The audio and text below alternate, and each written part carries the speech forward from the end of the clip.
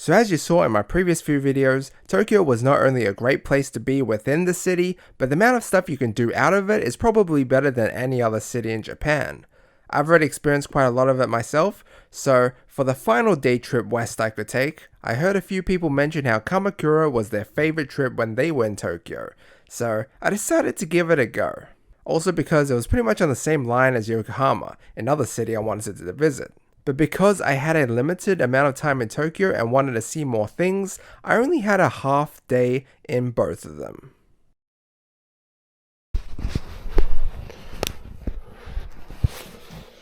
Woo! Ah, man. We are ready for Kamakura and Yokohama. These days have been hectic, but let's go. As soon as I exited my hotel this day, I was greeted with a bunch of people I don't even know what they were doing. When using Google Translate on the banner, I found out it was something political to do with the Labour Party and wages rising. Not really giving two shits about that, sorry Japan, I headed to Kamakura. How? I took a short train from my place in Roppongi to Ebisu Station. There, I walked a while to reach the JR lines. I can't really tell you how to get there because it depends on where you're situated in Tokyo or anywhere else, but my advice is just to follow Google Maps, as that's what I did and had little to no trouble. Google Maps in Japan is so amazing and convenient, like I stated in one of my previous videos, but when I got to my JR line, it was there where I faced some trouble. Right, so the train that I was going to take had been delayed 20 minutes. I didn't show the sign, but there was a sign that says delay. This is significant delays. So I'm forced to take another train. Here's what I meant. This was the train I was meant to take. This was the one that I ended up taking. Luckily for me, they were on the same platform, but it meant I would arrive later than anticipated. So again, I stress, when traveling in a foreign location, especially by yourself, always allow more time for traveling and potential hiccups like this one. Then after arriving at our transfer stop, because we ended up taking the alternate route, then taking another train, which happened to be the longest one where it was packed and I was standing the whole time like you see here, we finally arrive at Kamakura. Keep in mind though, I did go on Saturday, so that might explain it if you see there being a lot of people. But total travel time, around about an hour. But it doesn't stop there. To get to the main tourist attractions, like you see here, you're going to have to take another train. Now Kamakura was a great place for temples and shrines. A great place if you're in Tokyo, but unable to go to cities like Kyoto. I later learned that Kamakura is a massive place with so much to see and do that you could stay there even for like a night or two, like many other places outside Tokyo. But because I had a limited amount of time there, I could only see a few of the most popular places. First up, I sat on the train all the way to arguably the best place in Kamakura, Enoshima Island. Unfortunately, I was sat down, but if you were standing, you could have glorious views of the sea, which I'll show a bit on the way back. But after a 25 to 30 minute ride, we made it to Enoshima Station, which featured a lovely walk with many cool shops and eateries down a straight path which led to the island. It does take a little bit of time to walk it, so I decided to take a breather at a 7-Eleven. I never witnessed a 7-Eleven with 2 stories.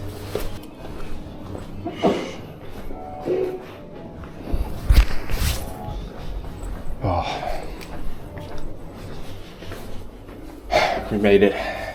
I was gonna go to the big Buddha temple, but decided because I had a place to sit on the train to sit all the way to Enoshima. My legs kill from standing on that train. Nice area though. Thailand.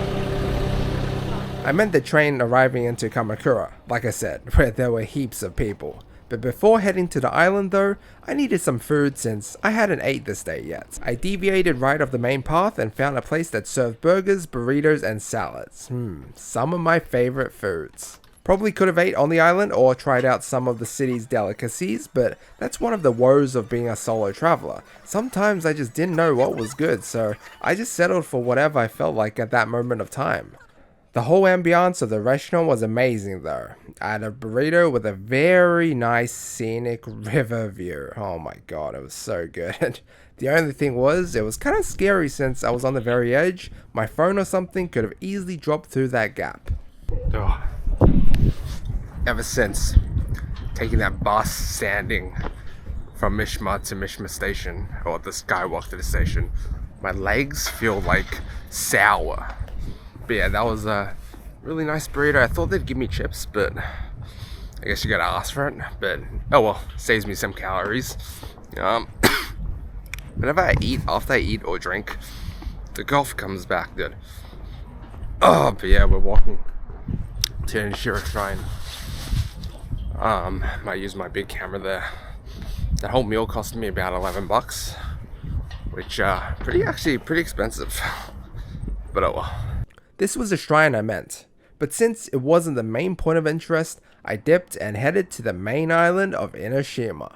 I'm not even going to talk much about it right now, just wait and you'll soon find out, because it was a very nice area to explore and a must visit if you come here. The path there was incredibly scenic. It was a long ass bridge where you had views of the sea as well as the island. I don't know if you can see that, but there's so many people. Incredible amount of people just over there. This is what I meant. Oh man. Like, dude, I don't know if you can see this. Holy. It is a Saturday though. Oh man. At first, we walked up a hill with very nice traditional Japanese architecture until we reached a nice temple area known as the beginning of the Inoshima Shrine, which apparently has some rich history behind it involving a 5-headed dragon and a goddess. You can search it up yourselves if you want. I can't be bothered. It's just a legend after all. In actual terms, the island used to be a holy site and a major pilgrimage site during the Edo period because it was easily accessible from Tokyo, which was called Edo in those times. I also read monks trained in the island's caves, though I don't believe I visited that area of the island, unfortunately. As you keep going up, the more temple and shrine areas you will find, as well as great observatory views the higher you go up. It was a very nice and scenic walk. Great to take at a relaxed pace and soak up all the atmosphere. So apparently this is a trek to the top. Apparently you can pay. I seen pay escalators. What the fuck is this? There's also a small kind of magician comedy show when I went, although when I got there, it had just about finished unfortunately. Apparently today's free admission. I thought I had to pay to get in, but it's good. I don't want to pay for anything else.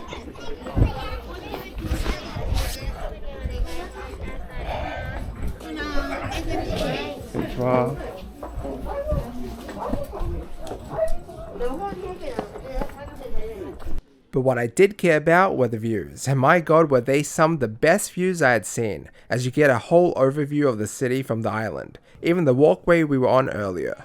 But those weren't even the best views on top of the island. Great thing about this place, there's hardly any foreigners. There's some, but it feels more locally. It's a shame I won't be here at night though, because you see the lights? Some lights hanging there. That'd be so cool to see at night. Yeah, unfortunately, I only had a half day there. Would highly recommend a full day, but because I wanted to see more things, I only had a limited amount of time in this city. But see that tall structure there? That there is known as the Inoshima Sea Candle. Pretty sure it lit up nicely at night, and it featured an observatory deck, which I almost didn't go to. A part of me couldn't be bothered because of my past experiences with these observation decks waiting a really long time, but I'm really glad that I eventually did do it because the line wasn't that bad at all. Hi, can I buy tickets? Oh, okay, thank you. I have to do this. I feel like if I don't do this, it'll be, I'll regret it, so. And after paying for the ticket, after a long hike up, we were ready to see the views from the topmost part of the island.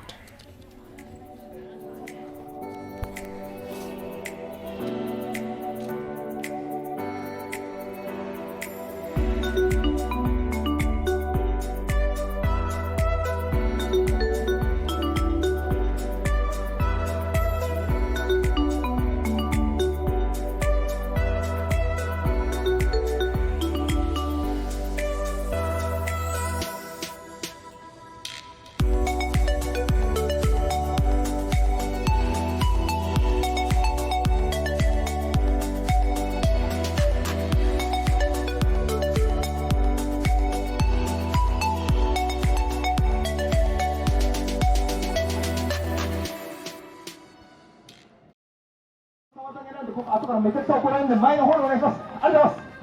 じゃあ行きましょう。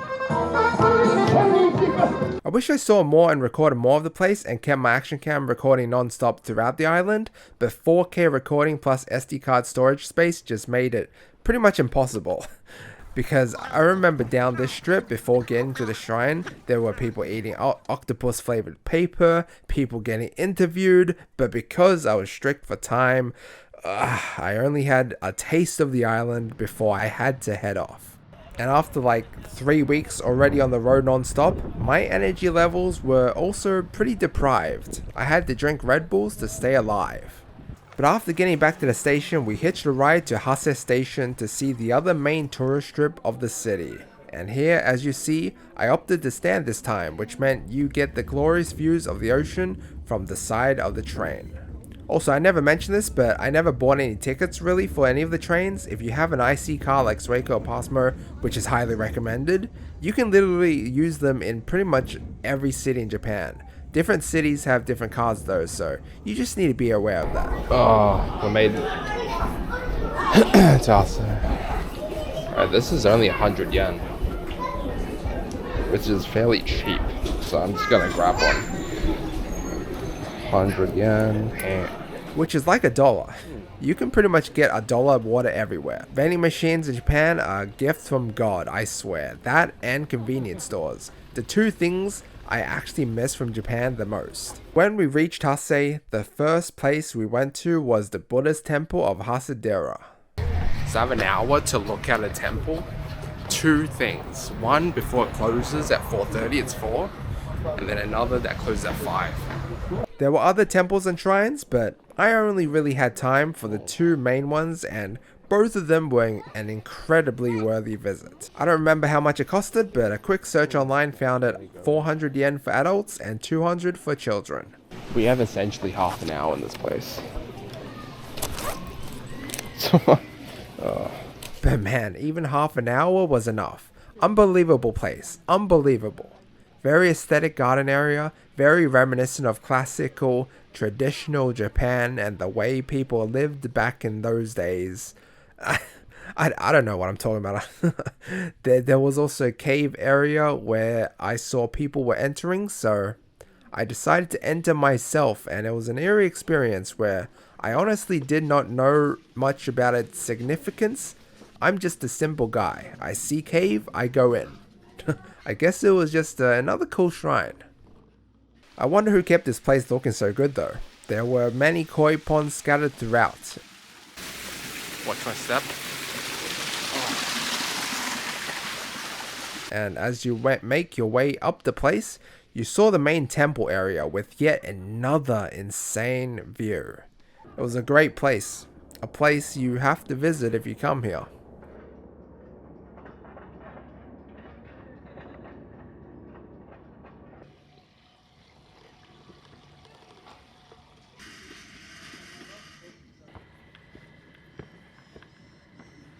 I thought it ended, but it keeps going.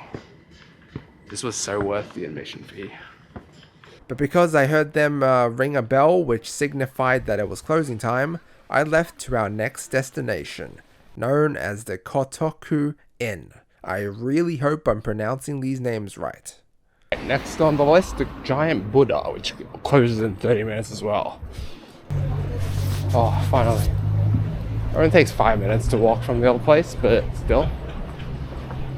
Oh, nice. Alright.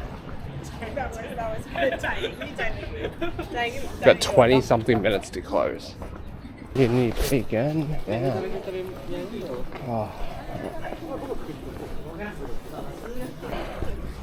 300 yen to get in. Nobody even checks, you just get a ticket. Souvenir ticket. Ah. Ain't no way I'm getting a solo photo here, dude. What the hell? Yo. But I end up being able to as we arrive at yet another Buddhist temple, a national treasure of Japan, apparently made to replace a wooden statue that got damaged by a storm in 1248. And what you see now is the result of it enduring many hundreds of years of typhoons, tsunamis, and other harsh weather conditions. Still looks pretty good if you ask me. Oh man, this pretty good. But I need to leave because there's a set time for the Yokohama Gundam thing where the Gundam moves at night. And the whole place shuts down at 8. So I don't know if I'll actually make it in time, but for the starting, but we'll see. And that was also an episode you don't want to miss. Stay tuned for the next episode as I see the magnificent Gundam statue before it got knocked down, as well as walk around Yokohama for the very first time. But to sum up this video, was Kamakura the best day trip from Tokyo? Probably. Maybe. Depends what you're after. For me, at the time of visiting, I didn't think too much of it, but only because I was going all throughout Japan, so the city felt a little bit less unique because of that. But I would say the time I spent, while it was a decent chunk of the day, still wasn't enough. If I'd experienced Kamakura for the whole day and night, and saw more things and done more things, especially with a friend or a guide, I might have loved it more. But that goes for most cities anyway. I'll leave it at this. If you just visit Tokyo, make Kamakura a must visit. It might be your most favorite visit of the trip. But if you're like me and you're going to multiple cities throughout Japan, especially traditional ones like Kyoto or Nara, it's still an amazing visit in my opinion, but it'll feel just that little bit less special. Spend at least a day though and thoroughly plan your visit. I didn't spend as much time or do as much as I could have, like I said, so it was a lot less memorable for me throughout my entire trip.